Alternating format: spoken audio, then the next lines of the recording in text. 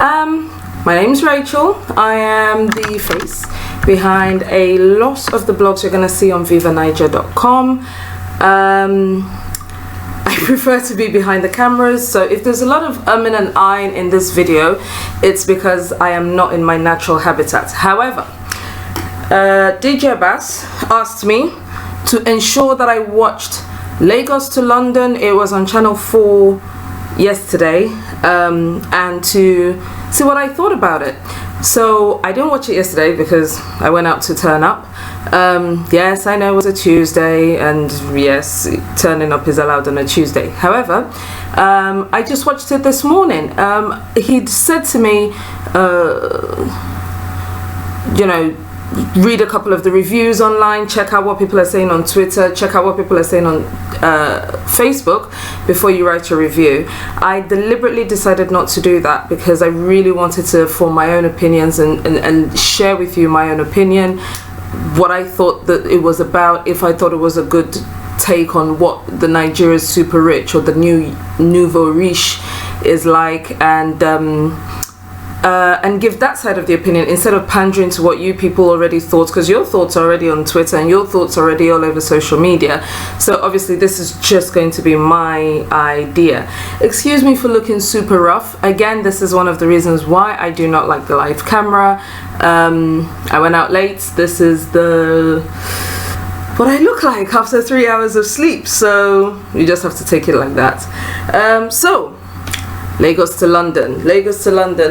I will say this, it started off really, it left a bad taste in my mouth. It was all a little bit too superficial. It was all, what is a somersaulting engagement ring? What is that? Rotating engagement ring on what? What if it falls off the clasp that's holding it in place, or what will that do? Okay, I don't know. On the other hand, it did feel very Nigerian, because that's us, right? We're looking for what everybody else hasn't done. We're looking for what is new, what is different, what is unique, what we can say we have that no one else has. There was a BlackBerry. Let me check my notes here. There's a BlackBerry handset. I think that BlackBerry handset was £150,000. And nobody uses BlackBerries anymore. So to me, I just felt like, okay, so you spent all this money for diamonds to be encrusted on a telecoms thing where, this time next week Vodafone will be offering you something new or something different, or Samsung is going to come out with, oh no, now Cheyo's is just diamond encrusted, forget it, now we have platinum encrusted, or now we have the blood of newborn babies that has been laminated onto the phone. It's just a stupendous way to spend money to show that you have arrived, basically. And it speaks of it speaks of, what is the English for kumoilara? Like, if money is a part of what you do, and if wealth is something that you understand, you don't have to flaunt it at every opportunity. So there was a suit on there. Alexander Mosu said, okay, it's one of his favorite creations. There was a suit, I forget how much they call the suits, but the pinstripes were actually real gold thread, so it costs £2,000 just to dry clean it, just because the normal dry cleaner's heat will melt the gold thread. And I was like, it looks like a pinstripe suit. That's basically what it looks like. So if you literally have to go around saying to people, do you know how much this suit costs, in order for them to know that these are real gold threads? Or you have to have butler following you all around the place saying to people, the suit was £80,000, this suit was £80,000. Good afternoon, madam, how are you today? This suit was £80,000, it just doesn't make any kind of sense. So to me, it was just I don't understand it. It was a stupendous way to spend money, as far as I'm concerned.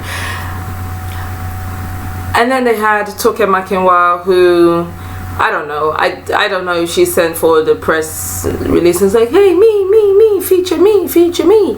Because you went into one shop and you said all the things you can't buy, and oh, she bought two bags and one shoe worth £5,000. I know. Yeah, Jamiu in Isaleiko, after she has gone to Dubai and she's bought serious gold and she will blow that in 15 minutes, right? So I don't quite know how that counts as super rich. I think it counts as on-air personality and okay, this is what people are doing with their money these days, but I'm not sure it counts as super rich. But good on you. 5,000 is not be chicken change, and what with what the exchange rate is saying these days, you know, that's not easy money to part with. So Toke, get yours. I really preferred the second part of the film, of the show, of the series. What was it? A one-time expose. I really preferred it because it brought it all back in. It tied it all nicely. We had the Otedola sisters, Otedola, Otedimoni, who had in the first part, we're talking about a fashion blogger.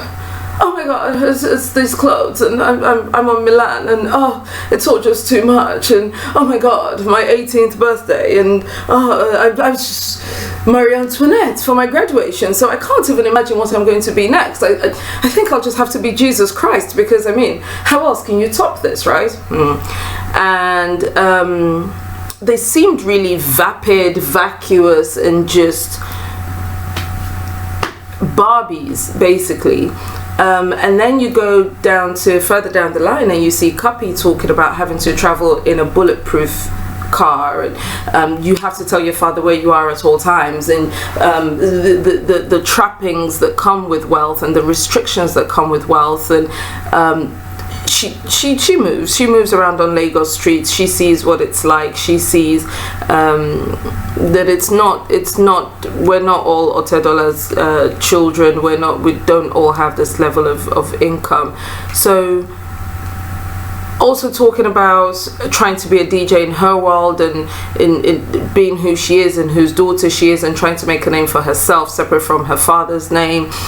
It brought in a little bit more depth to her and a little bit more empathy from my point of view, where I could be like, okay, so she didn't ask for all of this. Why am I hating on her? Why? Yes, absolutely. If you can afford to be like Marie Antoinette for a day, then do you. If you can afford to have a party that your Great Gatsby or whatever, then you know that's fantastic, because that's who your dad is. To the best of who my dad is, he gave me the best of what he could offer. So please, I had birthday parties that there was jollof rice and there was Fanta. Otedola's daughter cannot have a party with jollof rice today. Tomato have cost. So we all had parents who did the best they could by us, and that's what all parents do, right? All parents are working the level at which they're working and sacrificing what they are to give their kids the best in life. So for her to be born into that life and still understand that it's not like this for everybody, and actually it does restrict me in certain ways, because I get to do certain things just because I'm Otedola's daughter, and nobody wants to know about my talent, and nobody wants to know about my skill. There was a part where she was talking about when she does shows in Lagos, she just has to turn up, smile, look pretty, and everyone's happy, right? Everyone wants some, because she's just Otedola's daughter. When she's in the UK, she needs to be on the ball, because you know they're here for her. She needs to be technical, she needs to scratch, she needs to do a lot more of what being a DJ actually entails. So I'm not going to say I feel sorry for them. I mean, at the end of the day, you got dressed in a multi-million-pound yachts to get ready to scratch at a party for a DJ. So, you know, boo-hoo-hoo, poor you. The twins, we had the Mbadiwe twins that were on there once again. They came across, at first rubbed me right up the wrong way, because they were asked a question about, oh, these parties that you promote and these events that you promote, so what could you make in one night, for example? And he said, looked straight into the camera and said to the person who was filming that in one night I can make certainly more than you make in a month, more than your month's salary or something like that, which I was like, yeah, all right, love, you know, there's no need for any of that. So instantly they rubbed me up the wrong way. They're both part of the beard gang, so they spend the whole time doing this business and twirling their beards and doing this business the whole time. So instantly I just didn't like them at all. Then we see them in the second half in Nigeria, talking about how hard it is in Nigeria, talking about they drove to Banana Island, that they said CNN called the wealthiest ghetto, I think it was, in the world, where there's so much wealth and all the trappings of wealth can be seen in this small part of Lagos, but there's so much poverty just cheek by jowl, literally right next door to it.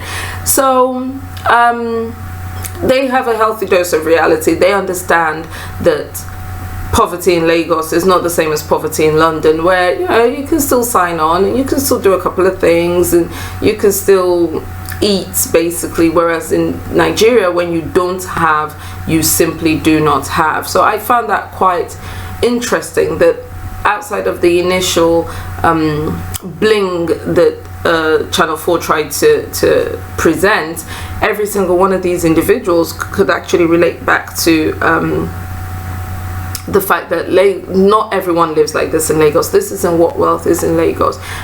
So that was interesting as well.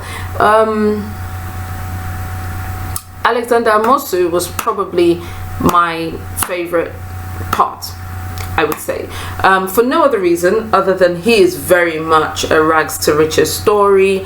We went back later on in the show, we went back to his apartment where he grew up, the flat he grew up in Kent, which was, I mean, from what he described of the way the lifts were, and there'd be like needles and used spoons on the floor in the lifts and things like that.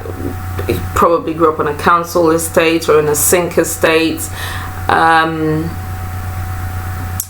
And he talks about how he was blown away, right? The first check he got. So at the age of 23, he made his first million selling ringtones on phones. I think we all had those personalized ringtones, right? That came with the Nokias and things like that.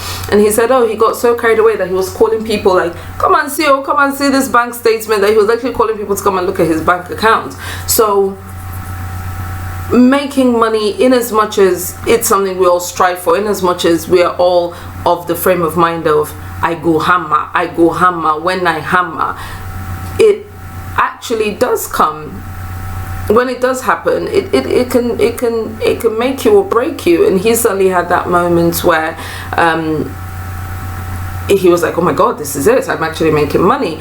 He's now going on to make Lux Africa, to bring shopping to the super rich, exclusive shopping to the super rich in Africa, which I think, yeah, good on him. Buy an African and do what you need to do if you have that sort of money. What else are you going to buy? Of course you're going to buy a Bugatti. Of course you're going to buy, I don't know, suits with gold threading in them. Of course you're not going to shop. You're not going to shop at, I don't know, Next or Zara or something. You're just not going to do it. So I think there's a part of me that felt like you can't be mad at these people. You have to understand that they move in a certain social circle, in a certain income circle.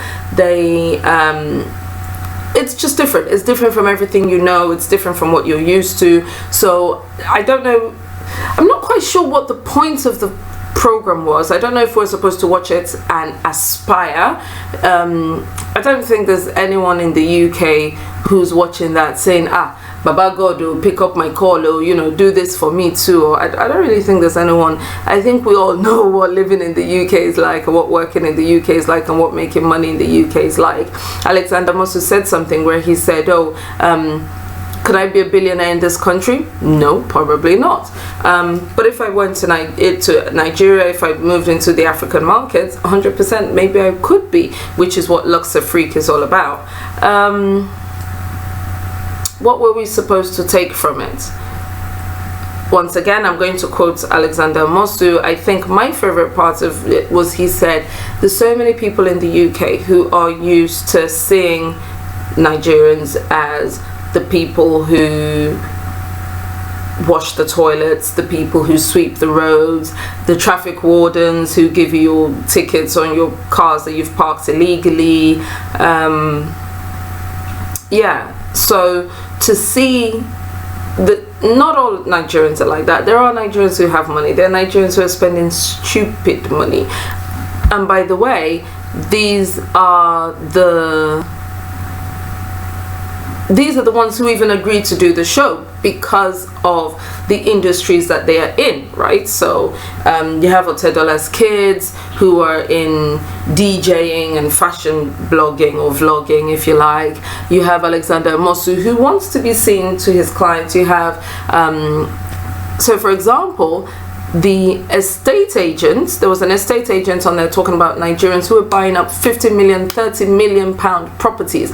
They didn't show us a single one of these people, because these are not the people who want to come on TV or to say, hey, check me out with my money. We're talking the oil barons, we're talking the heads of finance industries, we're talking our political leaders and things like that. So there are Nigerians who are spending silly money in this country, and if there are Nigerians who want to put a face to that demographic, then good on them. I'm not mad at them at all. I think the UK do need to see that there are Nigerians, there are Nigerians other than the ones who, who sit in the bathrooms and give you your tissue when you finish using the loo in a nightclub for £1. There are Nigerians who are who are a mainstay of this country's economic sector, basically. The same way as we have the Dubai princes, and the same way we have the Russians. Nigerians are buying up property. Nigerians are owned. I mean, would it be better? Because there was a part when I was like, yeah, but what do you own?